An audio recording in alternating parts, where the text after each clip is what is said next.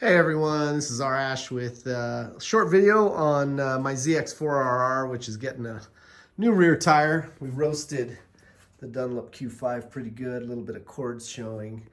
But in the process of taking off my wheel, I wanted to just make a short video about my cleaning process to basically preserve my motorcycles, make them look as good as possible. You can see this 23-year-old Aprilia RS250 has had my regimen for a long time, and it pretty much looks the same as it did when it was new. You know, it doesn't have grime buildup in all the typical places, and when it comes to cleaning, it's more of an ounce of prevention versus a pound of cure. And when you have a brand new bike, this one I bought in May, and it's October now, so it's been about 5 months, 6 months, a little about half a year, and I did ride it in the rain once, so I just wanted to show off some of the stuff I used to bring it back to like new condition as I have all the fairings off and the rear wheel off and cleaning it up for a little bit of light maintenance. So some of the chemicals I like to use to clean after a rainstorm are these here. So I use denatured alcohol in a spray bottle for the really tough stuff. Obviously it's like white stove fuel, and actually you can't buy it in California anymore. You got to go out of state to get it, but it works really good for stubborn like tar and grime that's stuck onto the engine that's flung up by the wheel, especially in rain.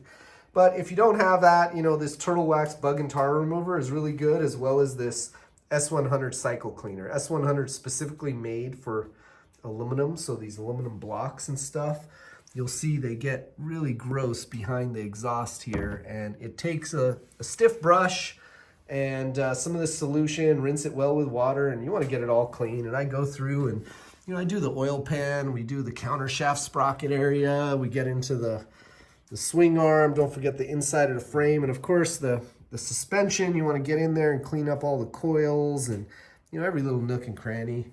Taking the opportunity to go up and get it all off the radiator, while you have all the fairings off, and use a very light bristled brush to get all the bugs out of there that can get trapped. But this ELS carbon Kevlar screen is really easy to clean.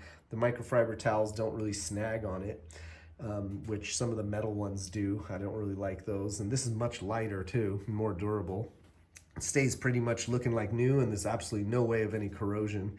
I've also added some plastic film protector on the radiator tanks, which makes it easy to clean. Same thing on the forks. The front of the forks has plastic film protection to keep any rock dings from damaging the soft aluminum fork tubes.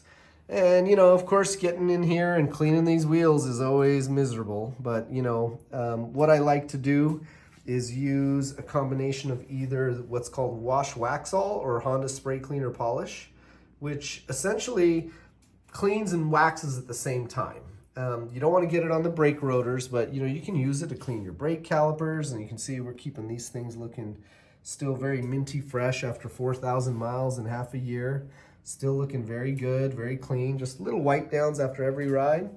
Same thing with the rear. When you get the wheel off, this is a good opportunity to make sure that your pistons in there, you see that silver piston, you want to make sure that's clean, because as this pad wears, it's all going to come out, and you want to keep that all clean so that when you get new pads, you can just shove it back in and there's no corrosion, no pitting.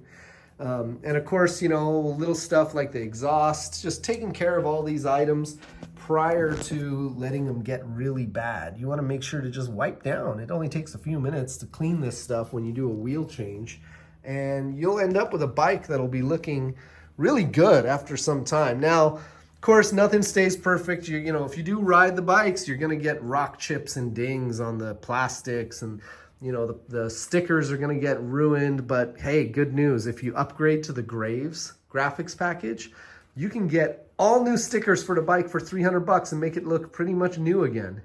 But Kawasaki, boy, it is not that cheap.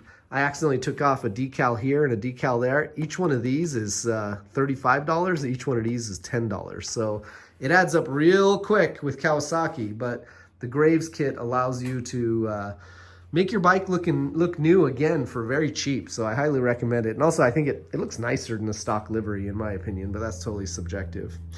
But anyway, you know, part of the maintenance and cleaning regimen is getting in here and wiping down all the hoses. ACF 50 works really good for that.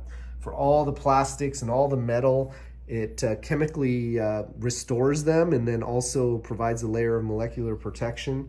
You also think the kickstand area is really neglected usually, and this counter shaft will drip on the shift shaft that pops out there. So cleaning all of that is not hard, just takes a little bit of time. And also part of the byproduct of being this fastidious when you're cleaning your motorcycle is you are inspecting it at the same time. You're looking at things, you're feeling the chain links, you're looking at the suspension bolts, and you're realizing what, if anything, is out of the ordinary, and you're catching it before it becomes a problem. And you know, when it comes to motorcycles, you know, we don't have much safety when it comes to having these things fall apart and hurt us. So, you know, keeping it clean and looking it over is actually something that I recommend for everybody so that you can stay ahead of problems before they arise. When it comes to the chain, you'll see this chain is 4,000 miles old and looks brand new. I took all the factory goop off.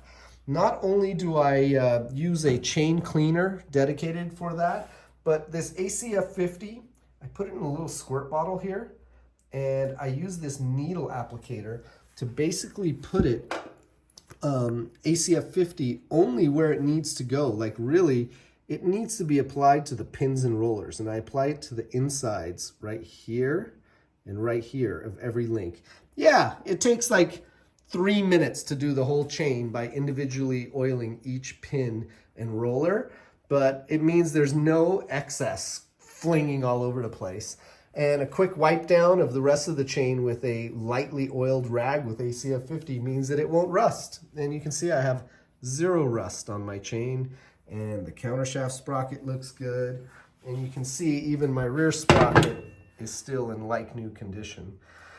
So that's about it. You know, it's a long video just talking about the cleaning products. And, you know, I don't have links in here, but if you search for any of these, you'll find them on Amazon. You know, I'll probably someday, you know, have a bunch of money I lost because I didn't put affiliate links, but that's okay. I'm just trying to spread the good word and give everyone an idea of what I do to keep my bikes looking factory fresh, even after 5, 10, and sometimes 20 years. Thanks, everyone.